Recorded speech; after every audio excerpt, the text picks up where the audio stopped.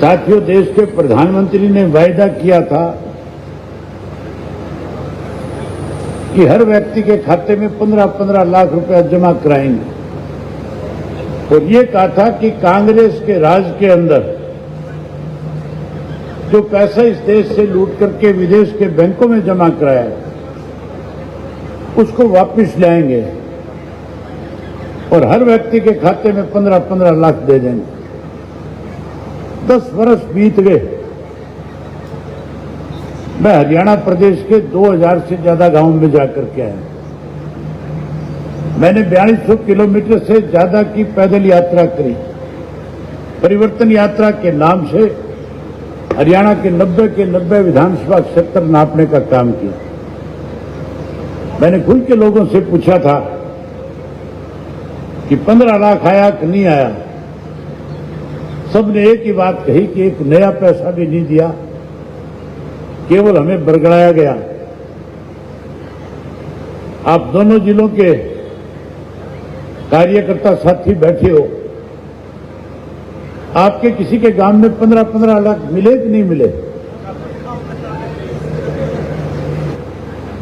मेरे से पहले आकाश आनंद जी बता रहे थे कि आज भी 80 करोड़ को जो है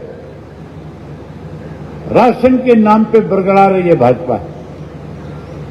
1000 रुपए का साल महीने का राशन देती है और ये कहकर के मजाक भी उड़ाती है कि हम ऐसे लोगों को राशन दे रहे हैं जो गरीब है, जो कमा करके नहीं खा सकते। अपमानित करते हैं। अगर रोजगार दिया होता, नौकरी दी होती तो आज देश खुशहाली की तरफ, तरक्की की तरफ बढ़ता है। तो आगे से वहां के राजनीतिक लोग इस बात को लेकर के हमारा मजाक भी उड़ाते हैं कि आप तीसरी ताकत बनने की बात करते हो। आपके यहां 80 करोड़ लोगों को सरकार की तरफ से राशन दिया जाता है। आपके यहां भूखमरी है। आपके यहां लोगों के पास रोजगार नहीं है, नौकरी नहीं है, इसलिए सरकार उनका पेट भरने के लिए उनको राशन देने का काम करती है। कोरोना के दौरान अनेक दिक्कतों और कठिनाइयों का सामना करना पड़ा था।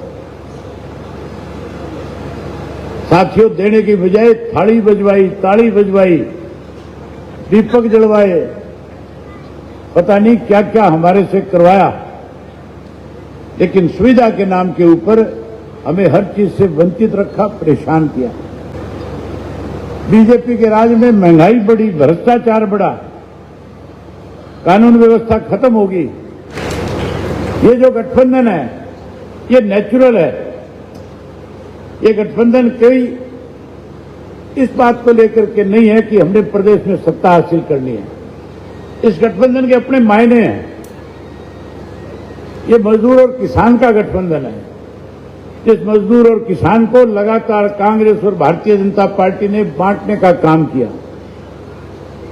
जिसने हमारे बीच में खाई पैदा करी, कभी हिंदू और मुसलमान के नाम पे लड़ाया, कभी जाट और गैर जाट के नाम पे लड़ाया, कभी साथियों अगड़े और पिछड़े के नाम के ऊपर भी हरियाणा को बांटने की कोशिश करी। हैरानी की बात है, कांग्रेस की तरफ से बड़े बड़े वायदे किए जाते हैं। कहा जाता है आजकल एक यात्रा चला रखी है, हिसाब मांगो यात्रा। 9.5 साल तक कभी हिसाब नहीं मांगा। विधानसभा में एक दिन भी सरकार से नहीं पूछा कि आप बजट कहां खर्च कर रहे हो। हरियाणा प्रदेश के ऊपर 325 करोड़ का कर्जा क्यों है? अब कहते हैं 10 साल का हिसाब मांग रहे हैं। Bahujan Samaj Party, Indian National Lokdal Party को सत्ता में लाओ, 20 साल का हिसाब मांगेंगे, 10 साल का कांग्रेस का हिसाब करेंगे और 10 साल का भाजपा का भी करेंगे। हिसाब मांगेंगे नहीं, हिसाब करेंगे। और ऐसा हिसाब करेंगे कि 3 पीढ़ियां याद रखेगी कि तुम लोगों ने 20 वर्ष में प्रदेश को कैसे लूटा था। देवीलाल ने 3 वायदे किए थे हरियाणा प्रदेश की जनता के साथ। 3 गारंटियां दी थी।